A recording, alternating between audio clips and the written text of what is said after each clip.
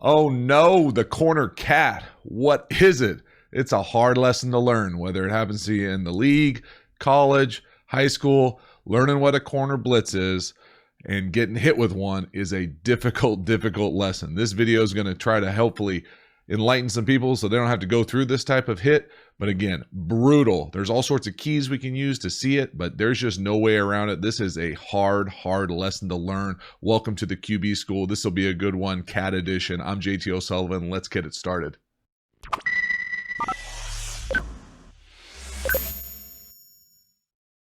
All right, so what is a corner cat? It is a corner blitz. We're going to be looking at the safeties. They're going to be late rotation, maybe get a chance to see it, but they do such a great job lining it up. Bunch of guys, two guys in the A gap. We're in all sorts of trouble with this pass pro.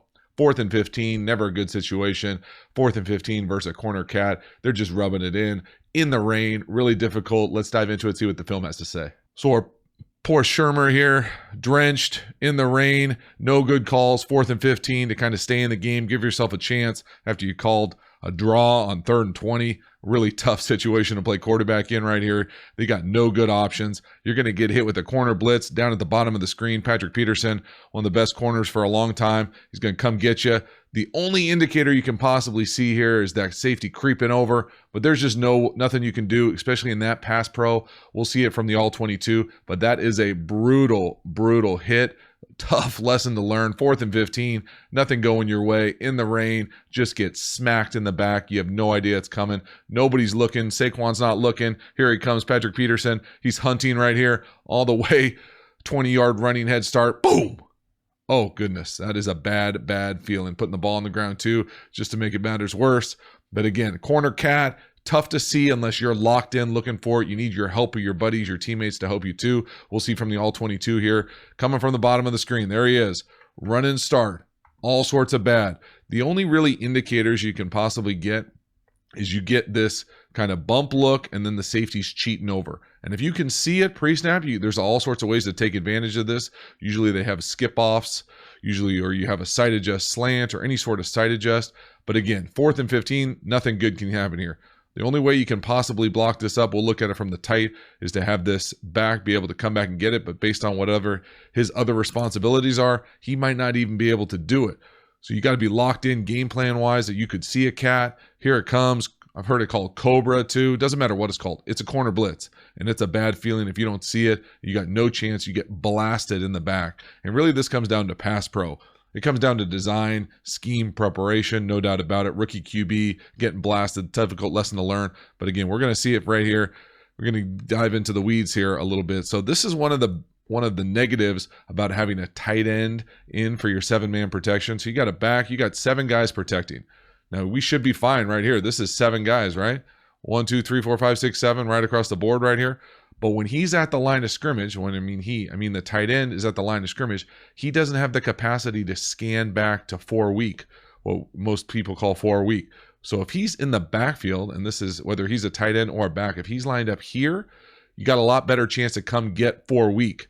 But because he's at the line of scrimmage, now what doing at the line of scrimmage helps you take the edge off these big time rushers right here. But if you're in the backfield, you then have an opportunity to scan 4 weak. So they're in all sorts of trouble right from the jump. Let's see what they do declaration wise is kind of the first part. So because the offensive line declares and goes to the right. So what I mean by that is we'll watch the declaration from the center. He's pointing right there. We're going right. Pointing. We're going to this is the Mike backer. We're identifying right there. So the center is going here. So now these 3 right here are going to be blocked by these 3 right here. Easy. Well, the problem is we got a corner who's not in the screen who's coming. So the only way that you could possibly get this is to get a direction right here. So you'd have to come back, redirect right here, and then we'd be down and we'd be in trouble over here if they get hit with a green dog because now we're outnumbered, right? 3, 4. So either way, you got a 4 issue. Now the issue again, scheme-wise right here with where the tight end is. If he's back here, you have the capacity to come back and take this hit off. But again, once we get the declaration, and this is the right declaration. This is the Mike. This is the Will. Here's the Sam, linebacker. And just because they're DB guys, it doesn't matter. It's the linebacker spots. So we got defensive lineman, defensive lineman, defensive lineman, defensive lineman, 4 defensive linemen, 3 linebacker types. Well, here comes that DB type, 4 week, all sorts of issues. You got to have a scan. And again, this is scheme to me. Scheme, execution, preparation, all sorts of bad. A difficult lesson to learn right here for a rookie quarterback. Saquon does a nice job stepping up. He's got that A-gap responsibility. Again, double A-gap, linebackers, Mike Zimmer, the godfather of this. It causes all sorts of issues. So now we got the center blocking no one. He's going here, but when he drops out, now all of a sudden he's blocking no one.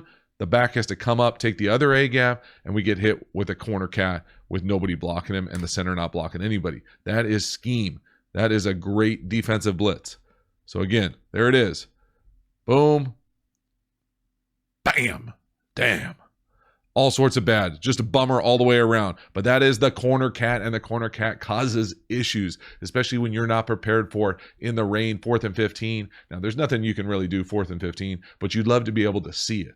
The fact that he didn't see it is a little scary for me. The fact that nobody on the offense saw it, a little bit scary for me. But again, it was great execution. Great job defensively being up to get up on the line of scrimmage, make them declare where they declared, to then make sure that free runner, that number 4, that corner cat was coming free, and he came and delivered a blow that basically put that game on ice. So hopefully you enjoyed the video. Never want to get hit with a corner cat. It hurts me to see any quarterback get hit with a corner cat or corner blitz, but this is a great one to learn from, be able to then see it. And really the only way you can see it is you got to have that rotation of the safeties. You see that safety cheating into no man's land where you never really see that before.